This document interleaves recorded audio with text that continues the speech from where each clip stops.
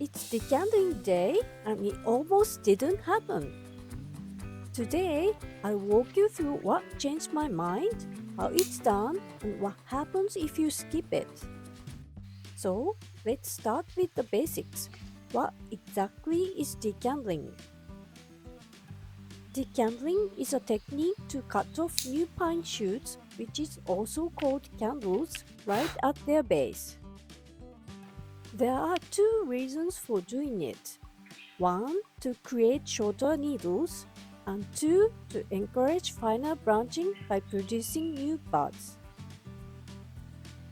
The summer buds that emerge after decandling are weaker and grow in shorter dates, so they naturally stay smaller and create tighter, more compact foliage.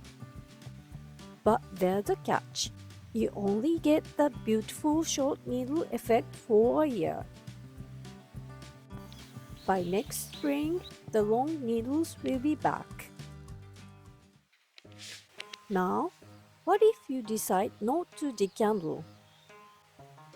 If you skip it, especially when there's only one shoot per branch, internals will elongate. That means less compact and refined shape. That's what would have happened with my Japanese red pine bonsai. I thought it wasn't vigorous enough to decandle this year.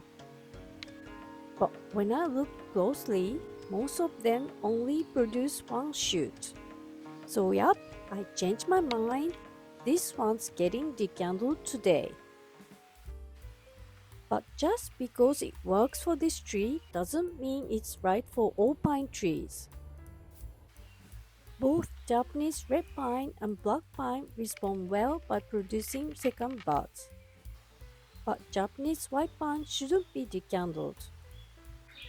Its needles are already short and it doesn't reliably push new buds afterwards. I'm not sure about other pine species, but if they can't produce multiple shoots in one growing season, decandling probably isn't for them. And if your tree is very young or weak, avoid decandling. It might not produce new buds. Look at this Japanese red pine. The spring shoots are unusually short and the needles are pale green, even though I've been fertilizing quite a lot. So this tree isn't up for decandling. As always, timing is everything. The best time to decandle is between June and July. The later you do it, the shorter the needles will be in fall because the growing period is shorter. If you have both black and red pine, start with red pine and then move on to black pine. You want black pine needles to be shorter and tighter, which matches the tree characteristics. Also, decandling is a stressful procedure. So, be sure to fertilize well in the previous year and in spring. And don't do it every year. Every 2 to 3 years is enough. So, how do you actually do it? Let's break it down step by step. Step 1. Observe each shoot. You'll notice some are vigorous and others are not so much. Generally, shoots at the top of the tree or outer side of the branch are stronger and lower or inner shoots are weaker. Separate them into strong or weak shoot categories. If you find very weak shoot or branches that lack vigor, do not decandle them. Step 2. Decandle. There are two methods for decandling. First is the two-step process. Cut the weak shoot at the base first. Wait about a week, then cut the strong ones at the base. The weak shoots will sprout new buds earlier and the strong ones will bud slightly later, which balances the overall shoot's energy. The second method is all-at-once process. Cut weak shoots from the base. For strong shoots, leave a few millimeters of the shoot. The leftover portion of the strong shoot will wither in several days, then sprout new buds slightly later, mimicking the effect of the two-step process. Today, I'm going with the all-at-once method.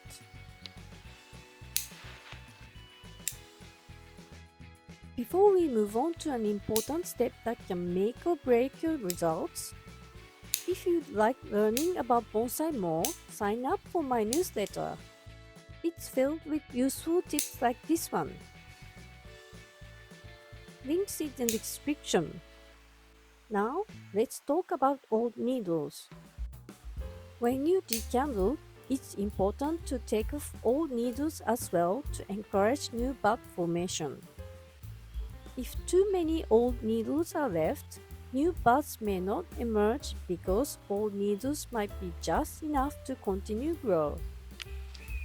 Removing old needles also improves sunlight and airflow into inner branches, which prevent them from dieback.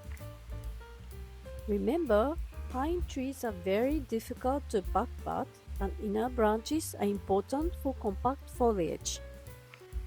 Here's how to do it. The new shoots are lighter green. Last year's needles are darker. First, remove any needles from 2 or more years ago if they remain. Then, on the last year's needles, for the top branches, leave 4 pairs.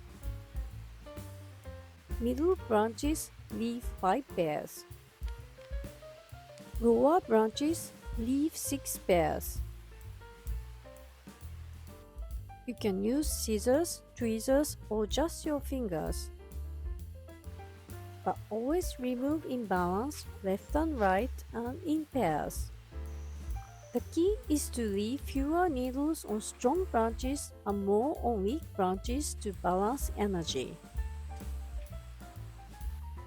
That means toward the top or outer tips, leave fewer. Lower or inner branches, leave more. If a branch or shoot is very weak, don't remove any needles. Once that's done, it's time to wait. In about 2 weeks, you'll start to see new buds forming. Once new buds have grown, hopefully you'll see 2 or more buds from the same spot. Choose just 2 buds and remove the rest. If all goes well, pine branching with shorter needles will be fully developed by October. And that brings us to the end of the process. Thank you for watching and see you in the next video.